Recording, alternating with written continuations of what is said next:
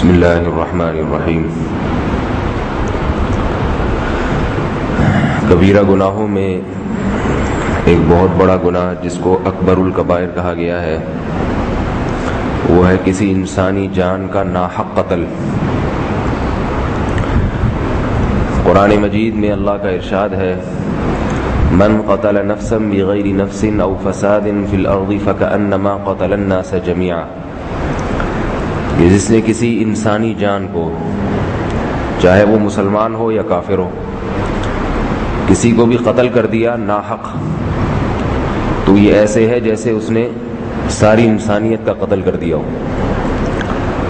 قرآن مجید میں جتنے بھی گناہ ہیں، شرک کے علاوہ جتنے بھی گناہ ہیں، ان کی سزا ہمیشہ کی جہنم نہیں بیان کی گئی، لیکن قتل ایسا جرم ہے جس کی سزا یہ بیان کی گئی ہے کہ ایسا شخص ہمیشہ جہنم میں جلے گا۔ وہ الفاظ اتنے سخت ہیں، فرمایا وَمَن يَقْتُلْ مُؤْمِنًا مُتَعَمِّدًا فَجَزَاؤُهُ جَهَنَّمُ خَالِدًا فِيهَا وَغَضِبَ اللَّهُ عَلَيْهِ وَلَعْنَهُ وَأَعَدَّ لَهُ عَذَابًا عَظِيمًا۔ کسی گناہ پر اتنے سخت الفاظ میں وعید نہیں ہے کہ جس نے کسی مسلمان کو جان بوجھ کر قتل کر دیا تو اس کی سزا قیامت کے دن جہنم کی آگ ہے جس میں وہ ہمیشہ رہے گا۔ اس کے ساتھ ساتھ اللہ کا اس پر غضب بھی ہوگا، اللہ کی اس پر لعنت بھی ہوگی، اور ایسے شخص کے لیے اللہ نے بہت بڑا عذاب تیار کر کے رکھا ہوا ہے۔ بتائیے کہ اس سے بڑی دھمکی کسی کو ہو سکتی ہے؟ اس سے زیادہ الفاظ سخت ہو سکتے ہیں؟ تو آج بات بات پہ لوگ ایک دوسرے کو جان سے مار دیتے ہیں۔ ایک سیاسی تنظیم کا آدمی ہوگا، اس کے ذمہ لگایا جائے گا فلاں الیکشن میں آگے بڑھنے کی کوشش کر رہا ہے، اس کو پھینک دو، وہ جا کے قتل کر دے گا اس کو۔ پھر ان کا ایک آدمی اٹھے گا کہ اس دوسری سیاسی تنظیم کے آدمی کو قتل کر دے گا۔ یہ سیاسی بنیادوں پہ، چھوٹی چھوٹی بنیادوں پہ ایک دوسرے کی جان سے کھیلتے ہیں۔ ان کو یہ اندازہ نہیں ہے کہ جس کو قتل کیا اس کا اتنا نقصان نہیں ہے، اصل میں قتل کرنے والا اپنا نقصان زیادہ کر رہا ہے، اپنا نقصان۔ اگر وہ دیکھ لے قیامت کے عذاب کو تو وہ کہے گا میں نے اس کا تو کچھ نہیں بگاڑا، وہ تو مر گیا، جو ہے مرنا تو ہے ہی سب نے ایک دن، لیکن اپنا اس نے بہت کچھ بگاڑ دیا۔ حدیث میں آتا ہے رسول اللہ صلی اللہ علیہ وسلم نے فرمایا کہ قیامت کے دن سب سے پہلے جس چیز کا حساب لیا جائے گا وہ قتل ہوگا۔ علماء نے لکھا ہے کہ ایک حدیث میں آتا ہے کہ نماز کا حساب پہلے لیا جائے گا، ایک میں آتا ہے قتل کا۔ تو علماء نے لکھا ہے کہ اللہ کے جو حقوق ہیں ان میں نماز کا حساب پہلے ہوگا، اور جو بندوں کے حقوق ہیں ان میں سب سے پہلے حساب و کتاب قتل کا ہوگا۔ تو اس لیے اس میں بہت زیادہ خیال کرنا چاہیے۔ قاتل شخص جو ہے اللہ اس سے دنیا میں سکون چھین لیتے ہیں اگر وہ کسی کو قتل کرتا ہے۔ اور یہ قتل اتنا بڑا جرم ہے کہ اگر یہ غلطی سے ہو جائے تو بھی شریعت نے اس پہ بہت سخت سزا رکھی ہے۔ غلطی سے، آپ کی نیت نہیں تھی، جیسے کسی جانور کا شکار کر رہے تھے، گولی کسی انسان کو لگ گئی، ڈرائیونگ کر رہے تھے، اچانک سڑک پہ کسی کو ٹکر مار دی، تو یہ قتل خطا کہلاتا ہے۔ تو اگرچہ اس میں آپ کی غلطی نہیں ہے، لیکن چونکہ انسانی جان کا قتل ہوا ہے اس پہ بھی شریعت نے سزا رکھی ہے۔ وہ دو سزائیں ہیں، نمبر ایک جو میت ہے اس کے لواحقین کو دیت دی جائے گی، اور دوسری بات شہرین متتابعین، 2 مہینے کے روزے لگاتار کفارے کے طور پہ۔ یہ بھی مسئلہ لوگوں کو معلوم نہیں ہے، ڈرائیور لوگ گاڑی چلانے والے بعض دفعہ کو بندہ مار دیتے ہیں تو عدالت میں کیس چلتا ہے، کچھ دن میں بری ہو کے آ جاتے ہیں۔ تو عدالت نے تو آپ کو بری کر دیا، لیکن اللہ کی طرف سے بھی بری نہیں ہوئے، 60 روزے لگاتار رکھنے پڑیں گے کفارے کے طور پر۔ اب سوال یہ پیدا ہوتا ہے جب غلطی نہیں تھی تو کیوں 60 روزے رکھے؟ 60 روزے لگاتار رکھنا تو معمولی سزا تو نہیں ہے۔ تو اس کا جواب فقہا دیتے ہیں کہ اصل جواب تو یہ کہ وہ قرآن نے بیان کر دیا کہ رکھنے پڑیں گے چاہے غلطی سے مارا ہو۔ فقہا اس میں حکمت یہ بیان کرتی ہیں کہ انسانی جان کا ہلاک ہونا اتنا وہ بڑا جرم ہے کہ اس میں غلطی بھی معاف نہیں ہے۔ شریعت کہتی ہے کہ یہ پہلے خیال کرنا چاہیے کہ میرے کسی عمل سے کسی کو نقصان نہ ہو جائے، پہلے خیال کرنا چاہیے۔ اور اس پر بھی شریعت میں سزا ہے کہ عورت اپنے حمل کو اگر ضائع کر دیتی ہے اس پہ بھی شریعت نے سزا رکھی ہے۔ تو حمل حالانکہ اس میں وہ پیدا نہیں ہوا، ابھی دنیا میں آیا ہی نہیں ہے، لیکن چونکہ وہ بھی انسانی جان ہے تو اس کو بھی دنیا میں آنے کا زندہ رہنے کا اتنا ہی حق ہے جتنا دوسرے لوگوں کو ہے۔ تو آج عورتیں چھوٹی چھوٹی باتوں پہ حمل گرا دیتی ہیں۔ تو علماء نے لکھا ہے، علامہ ابن کثیر رحمۃ اللہ علیہ بہت بڑے مفسر گزرے ہیں، انہوں نے لکھا ہے کہ قرآن مجید میں جو یہ آیت ہے وَإِذَا الْمَوْءُودَةُ سُئِلَتْ بِأَيِّ ذَنبٍ قُتِلَتْ، جس دن زندہ دفن کی ہوئی بچی سے پوچھا جائے گا کہ بتا تجھے کس جرم میں قتل کیا گیا۔ عرب میں عادت تھی بچیوں کو زندہ دفن کر دیتے تھے، تو اب اس بچی کا تو کوئی پوچھنے والا ہے ہی نہیں، بدلہ کون لے گا؟ باپ ہی جب دفن کر رہا ہے تو کون بدلہ لے گا؟ قرآن میں اللہ نے بتایا کہ میں بدلہ لوں گا قیامت کے دن، اور اس بچی کو زندہ کر کے میں پوچھوں گا اپنے قاتل کا نام بتا۔ تو علامہ ابن کثیر نے لکھا ہے کہ وہ عورتیں جو اپنے حمل کو گرا دیتی ہیں تو یہ بھی اسی وعید میں داخل ہیں، کیونکہ اس حمل کی طرف سے تو قصاص لینے والا، بدلہ لینے والا کوئی بھی نہیں ہے۔ ماں جب خود ہی گرا رہی ہے تو کون پوچھے گا؟ فرمایا کہ قیامت کے دن اللہ اس کا بدلہ لے گا اس ماں سے جس نے اس کو ضائع کیا ہوگا۔ تو ڈاکٹر کے لیے بھی جائز نہیں ہے، کوئی عورت اس کے پاس چاہتی ہے، اور عورت کے لیے بھی جائز نہیں ہے۔ باقی اس میں کچھ مسائل ہیں، تفصیل ہے، وہ پھر کبھی ضرورت پڑے تو علماء سے پوچھی جا سکتی ہے۔ تو حاصل یہ نکلا کہ قتل نفس کو اللہ تعالیٰ نے بہت بڑا جرم قرار دیا، جس کی سزا ہمیشہ ہمیشہ کی جہنم۔ ایک دفعہ عبداللہ بن عباس رضی اللہ عنہ کے پاس ایک شخص آیا اور کہنے لگا کہ کیا قاتل کی توبہ قبول ہو جاتی ہے؟ کیا قاتل کی توبہ قبول ہو جاتی ہے؟ تو عبداللہ بن عباس سمجھ گئے کہ اس شخص کا ارادہ ہے کسی کو قتل کرنے کا، اور اس نے سوچا قتل کر کے میں توبہ کر لوں گا۔ تو عبداللہ بن عباس نے فرمایا کہ قبول نہیں ہوتی۔ یہ بڑا سخت اس کو جواب دیا کہ ایسے قاتلوں کی توبہ قبول نہیں ہوتی۔ مطلب یہ تھا کہ توبہ کی نیت سے لوگوں کو مارتے چلے جاؤ اور بعد میں یہ سوچ لو کہ ورنہ توبہ تو ہر جرم کی قبول ہو جاتی ہے۔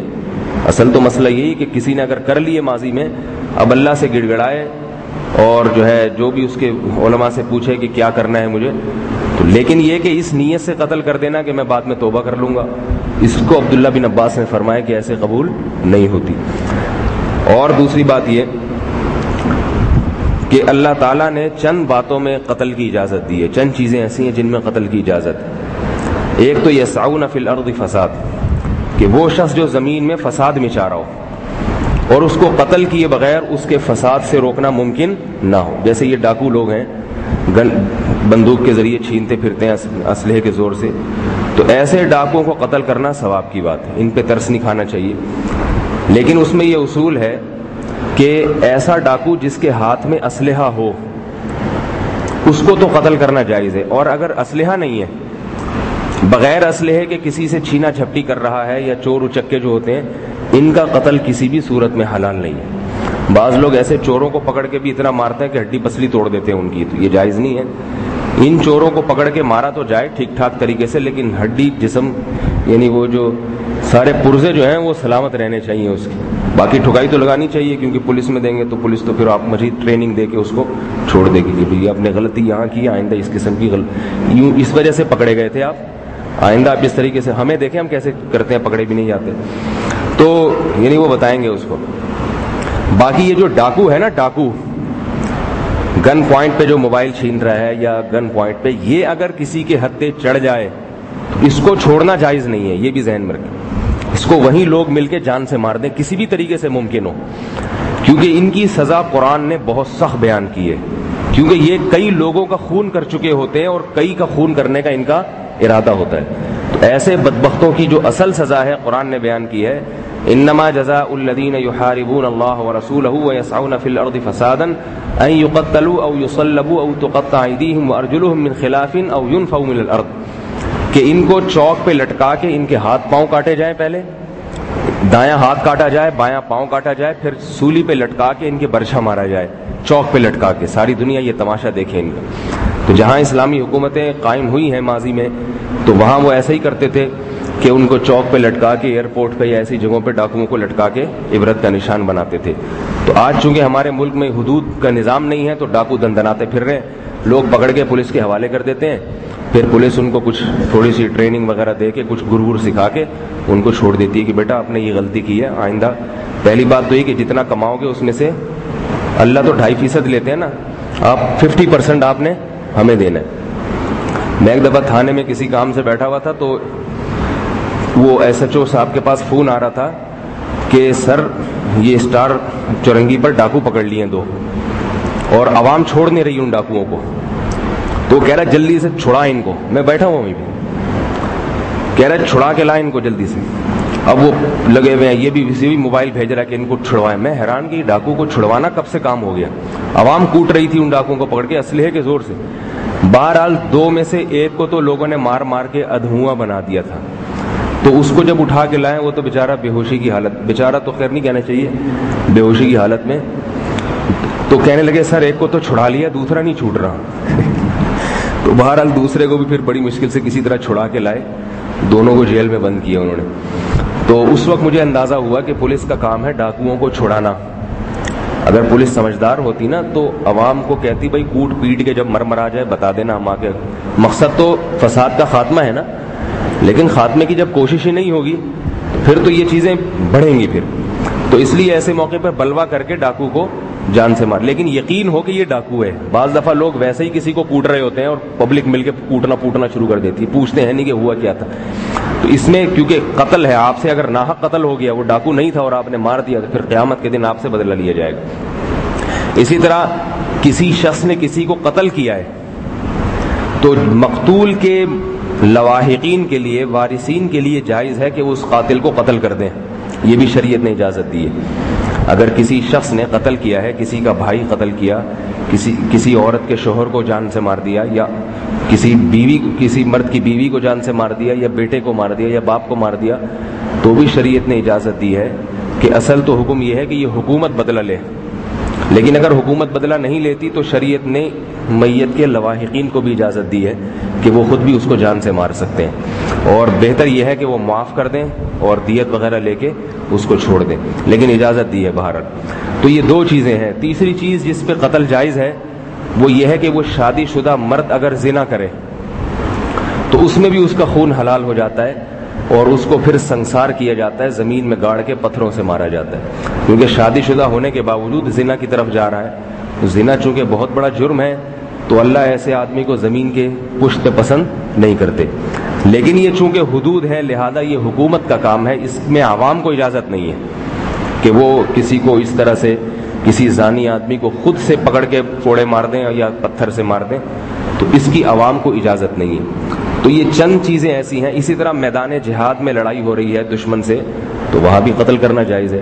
ان باتوں کے علاوہ کسی کا بھی قتل کسی بھی صورت میں حلال نہیں ہے. چھوٹی چھوٹی بنیادوں پہ آج لوگ قتل کر دیتے ہیں, جان سے مار دیتے ہیں. یہ آیت ذہن میں رکھنی چاہیے. دوبارہ پڑھ دیتا ہوں, وَمَن يَقْتُلْ مُؤْمِنًا مُتَعَمِّدًا, جس نے کسی مسلمان کو جان کر قتل کیا, فَجَزَاؤُهُ جَهَنَّمُ, اس کا ٹھکانہ, اس کا بدلہ جہنم کی آگ ہے, خالداً فیہا, جس میں ہمیشہ جلتا رہے گا, وغضب اللہ علیہ, اللہ کا اس پر غضب ہوگا, ولعنہ, اور لعنت بھی ہوگی اس کے اوپر, واعد لہ عذابا عظیما, اور ایسے بدبخت کے لیے اللہ نے بہت بڑا عذاب تیار کر کے رکھا ہوا ہے. تو اس لیے ڈرنا چاہیے.